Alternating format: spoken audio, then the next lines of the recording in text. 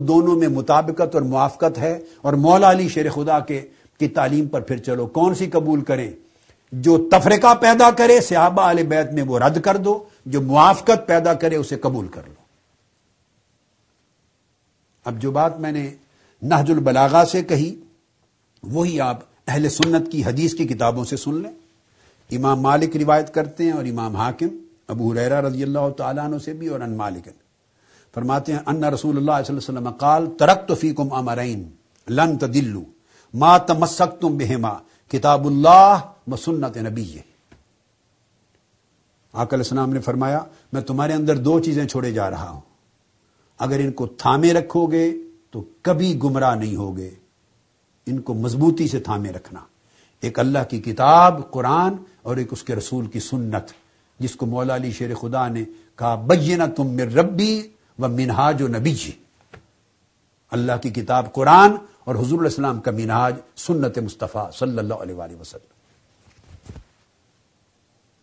تو آپ نے دیکھا کہ حدیث موطا امام مالک اور امام حاکم کی یہ کتاب موطا میں بھی ہے، امام حاکم کی مستدرک میں بھی ہے، اور دیگر بے شمار کتب میں اہل سنت کی یہ روایت کتاب و سنت دو چھوڑے جا رہا ہوں، یہ وہی قول ہے جو مولا علی شیر خدا نے نہج البلاغہ میں بیان کیا۔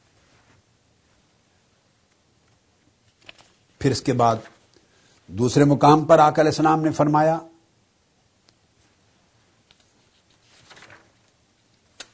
یا آقا علیہ السلام نے اپنی سنت بتائی، اور پھر مولا علی شیر خدا نے قرآن اور سنت کے بعد دو باتیں بتائی تھیں نہج البلاغہ میں ایک ہی خطبہ میں۔ اب دیکھیے وہی دو باتیں اہل سنت کی کتب حدیث میں بھی ہیں۔ تو میں آپ کو راستہ یہ سمجھا رہا ہوں نوجوانان ملت اور اے اہل علم، اہل فکر، طالبان حق، کہ دیکھیے کہاں کتنی موافقت ہے، ہر طرف موافقت والی باتیں لے لو، تفرقے اور پھوٹ والی باتوں کو رد کر دیں۔ قرآن و سنت پہ اتفاق اور اجماع ہو گیا۔ اب آگے چلیے، اب مولا علی شیر خدا نے تیسری بات قرآن اور سنت کے بعد اہل بیت کی تھی، ان کا دامن تھامو۔ تو اہل بیت کے اطہار کی صحیح مسلم کی روایت ہے اور جامع ترمذی کی روایت ہے، زید بن ارقم روایت کرتے ہیں آقا علیہ السلام نے فرمایا انا تارک فیکم الثقلین اولہما کتاب اللہ، میں تم میں دو باتیں چھوڑے جا رہا ہوں، ان میں سے پہلی چیز اللہ کی کتاب ہے۔ میں اختصاراً پڑھ رہا ہوں تاکہ وقت بچے، اگلا مضمون ہم قرآن مجید کی آیات اور تفسیر کا شروع کر سکیں۔ اللہ کی کتاب، اس میں ہدایت اور نور ہے، فخذوا بکتاب، اللہ کی کتاب کا دامن تھام لو۔ اور دوسرا فرمایا ثم قال واہل بیتی، اور میری اہل بیت، حضور علیہ السلام نے فرمایا اذکرکم اللہ فی اہل بیتی، اذکرکم اللہ فی اہل بیتی، نصیحت کی آپ نے اپنی اہل بیت کے لیے، ان سے تمسک کرنا۔ تو آپ نے دیکھا پہلے فرمایا قرآن اور میری سنت، اس کے بعد فرمایا آقا علیہ السلام نے تیسری چیز ایڈ کی قرآن اور سنت کے ساتھ، یہاں قرآن کے ساتھ اہل بیت کو ایڈ کیا۔ یہی جامع ترمذی میں بھی ہے، یہ مسلم میں بھی، اور مسند احمد بن حنبل میں بھی، نسائی میں بھی، بہقی میں بھی، ابن حبان میں، ہر طرف اہل سنت کی جمیع کتب میں ہے۔ اب رہ گئی تیسرا طبقہ، یعنی قرآن و سنت ایک مصدر ہو گیا، پھر اہل بیت کا مصدر آ گیا۔ اب اس کے بعد میں نے بتایا تھا آپ کو خلفائے راشدین اور صحابہ کرام، اب اس کے لیے آقا علیہ الصلوۃ والسلام نے فرمایا، یہ بھی ترمذی میں ہے، ابن ماجہ اور دیگر کتب حدیث میں، ارباز بن ساریہ رضی اللہ تعالیٰ عنہ روایت کرتے ہیں، آقا علیہ السلام نے فرمایا فَإِنَّهُ مَن يَعْشِ مِنْكُمْ يَرَى اخْتِلَافًا كَثِيرًا، تم میں سے جو شخص میرے بعد تھوڑا عرصہ بھی زندہ رہا اور رہے گا تو وہ اپنے اندر بہت سے اختلافات دیکھے گا، نزاعات، اختلافات، تفرقے، فتنے دیکھے گا۔ فرمایا وَإِيَّاكُمْ بِمُحْدَثَاتِ الْأُمُورِ فَإِنَّهَا ضَلَالَةٌ، بچنا ان نئے نئے فتنوں سے۔ اب آپ دیکھیے لفظ کتنے مشترک ہیں۔ مولا علی شیر خدا نے فرمایا تھا صحابہ کرام کے ذکر کے بعد، دیکھ لیجئے، صحابہ کرام کے ذکر کے بعد مولا علی شیر خدا نے فرمایا تھا، جب صحابہ کا ذکر ہو چکا تو فرمایا تھا کہ شیطان تم پر حملے کرے گا، حملہ آور ہوگا شیطان، اور وہ تمہیں نئے نئے راستے دکھائے گا، نئے نئے راستے دکھائے گا شیطان. یہ دیکھیے وَإِنَّ الشَّيْطَانَ يُسَنِّي لَكُمْ طُرُقَهُ، اور فرمایا فرقہ تفرقہ پیدا کرے گا، اور الفرقہ تو فتنہ فتنے پیدا کرے گا، تفرقہ میں فتنہ ہوگا. یہ مولا علی شیر خدا کے الفاظ ہیں، یہی الفاظ آقا علیہ السلام کے. فرمایا نئے نئے فرقے پیدا ہوں گے، اختلاف تفرقہ پیدا ہوگا، تفرقہ شیطان تفرقے پیدا کرے گا، نئے نئے گروہ اٹھیں گے، آوازیں اٹھیں گی، خیالات نظریات جنم لیں گے، اور اختلاف میں فتنہ ہوگا. اس سے بچنا. تو پھر مولا علی شیر خدا نے فرمایا تھا بچنے کے لیے وہ تذکرہ صحابہ کرام کا کیا کہ وہ تمہیں صحابہ کے طریق سے ہٹائے گا، ہٹ گئے تو فتنے میں جا پڑو گے. اب آقا علیہ السلام فرما رہے ہیں فمن ادرک ذالک منکم فعلیکم بسنتی وسنت الخلفاء الراشدین المہدیین. تم میں سے جو وہ زمانہ پائے وہ اپنے اوپر میری سنت اور خلفاء راشدین مہدیین کی سنت کو لازم تھام لے.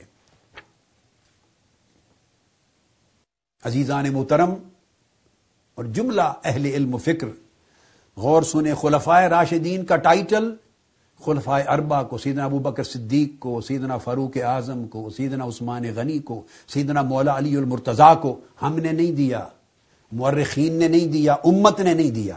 ان کو خلفاء راشدین مہدیین کا ٹائٹل خود تاجدار کائنات علیہ الصلوۃ والسلام نے دیا ہے. یہ مصطفیٰ صلی اللہ علیہ وسلم کا عطا کردہ لقب ہے. اگر ہم اس کو چھیننے کی کوشش کریں گے تو ہم معاذ اللہ استغفر اللہ حضور علیہ السلام سے جنگ لڑ رہے ہیں. یہ تعریفات مولا علی شیر خدا نے کی ہیں. اگر ہم تفرقہ کریں گے، ان سے پھوٹ کے الگ ہوں گے تو ہم مولا علی شیر خدا سے جنگ لڑ رہے ہیں. ہم مولا علی شیر خدا کے وفادار نہیں ہیں، نہ حضور علیہ السلام کے وفادار ہیں. فرمایا فتنوں کے دور میں اور فرقہ کے دور میں وہی لفظ جو نہج البلاغہ میں آئے، وہی بات صحیح مسلم اور صحیح ترمذی اور ابن ماجہ میں آئی. اس دور میں تھام لینا خلفاء راشدین کا دور. ادو علیہا بالنواجز، اور یہ جو میری سنت ہے، میرے خلفاء راشدین کی سنت بھی میری ہی سنت ہوگی، میری سنت کا تسلسل ہوگا، وہ جدا نہیں ہوگی. دانتوں سے مضبوطی سے پکڑ لینا یعنی سختی سے کار بند ہو جانا. یہ وہ اصول تھے جن کو میں نے چاہا کہ دونوں طرح کی کتب سے اس کو ہم بیان کریں اور ثابت کریں. یہ آپ کے سامنے آ گیا نمونہ.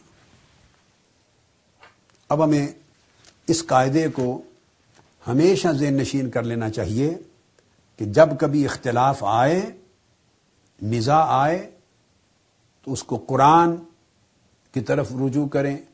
اور قرآن نے جو مجموعی تصویر دی ہے صحابہ کرام کی، جو پورا نقشہ دیا ہے، اللہ سے بہتر عالم کوئی نہیں. یاد رکھنے کسی مورخ کی روایت قرآن سے زیادہ سچی نہیں ہو سکتی. یہ بات یاد رکھیں. میں یہ بات کہہ کر گریز نہیں کر رہا ہوں ان روایتوں پر کلام کرنے سے اور گفتگو کرنے سے، وہ میں کروں گا. یہ میری گفتگو کی ابھی تک اتنے دنوں سے تمہیدات چل رہی ہیں. میں نے عرض کیا کہ جس جس مسئلے پر اختلاف نے امت کو فتنے میں مبتلا کیا، میں ایک ایک مسئلے پر مفصل گفتگو کرے گا. خدا جانے یہ نشستیں کتنے دن لیں. مسئلہ خلافت پر، امامت پر مفصل گفتگو ہوگی، روایتوں پر گفتگو ہوگی. اگر مسئلہ فدق پر اختلاف ہوا تو اس کی جمیع روایتیں، تمام کتب کی ہر روایت اٹھا کے سامنے رکھوں گا، اس پر گفتگو ہوگی. اور پھر میں اسی اصول کے تحت اس کو بھی ابتدا مسئلہ فدق کا حل قرآن سے کروں گا. وہ آپ دیکھیں گے قرآن ہی سے حل ہو جائے گا. آپ کہیں گے آگے کی اب ضرورت ہی کوئی نہیں بحث کرنے کی. مگر میں کروں گا، تمام روایات کو بیان کروں گا تاکہ اشکال ممکن حد تک دور ہو. اگر معاذ اللہ سیدہ کائنات کی بے حرمتی کی ایک جھوٹی تہمت جو سیدنا فاروق اعظم پہ لگی کہ ان کو دروازہ توڑا اور آگ لگائی اور معاذ اللہ تماچے مارے، استغفر اللہ العظیم، میرا کلیجہ پھٹ جاتا ہے یہ سن کر. ہے کوئی مسلمان جو سیدہ کائنات فاطمہ الزہرا کو تماچا مارے؟ ان کو اگر کسی نے تماچا مارا ہو وہ جہنم کہیں تن ہوگا. صحابی تو دور کی بات ہے، وہ مسلمان نہیں ہو سکتا. کوئی ان کو ٹھوکر مارے، ان کو زد و کوب کرے، بے حرمتی کرے، وہ بدترین کافر ہوگا. اگر کسی نے ایسا کیا ہوتا تو سب سے پہلے ایسے کرنے والے پر میں لعنت بھیجتا. مگر کہنے سوچنے سے پہلے خدا کا خوف کرنا چاہیے. کن ہستیوں کے بارے میں کس حد تک آپ جا رہے ہیں؟ آج ایک گیا گزرا گھٹیا شخص بھی اس انتہا تک نہیں جاتا. تو سوال یہ ہے، میں ان تمام روایات پر گفتگو کروں گا انشاءاللہ تعالی، مسئلہ بیعت پر یا دیگر مسئلہ حدیث قرطاس پر. کل روایات اٹھا کے سامنے رکھ لوں گا، ایک ایک کے ساتھ بحث کروں گا. تو میں اجمالی باتوں کے ذریعے اس کا جواب نہیں دے رہا ہوں، وہ اپنے وقت پر آئیں گی بحثیں، مگر ایک اصول اور کلیہ سمجھا رہا ہوں کہ کوئی روایت ہو جو بات آقا علیہ السلام کی فرمائی ہوئی نہیں ہے، وہ حضور کی سنت اور حدیث کے درجے میں نہیں ہے، اس کے بعد آگے کی روایت ہے، اگر وہ قرآن کے مضمون سے، قرآن کی تعلیم سے، قرآن کے دیے ہوئے نقشے سے ٹکراتی ہے، اس کو اٹھا کے پھینک دے. مسلمان کا کام ہی نہیں کہ اس پر کان دھرے.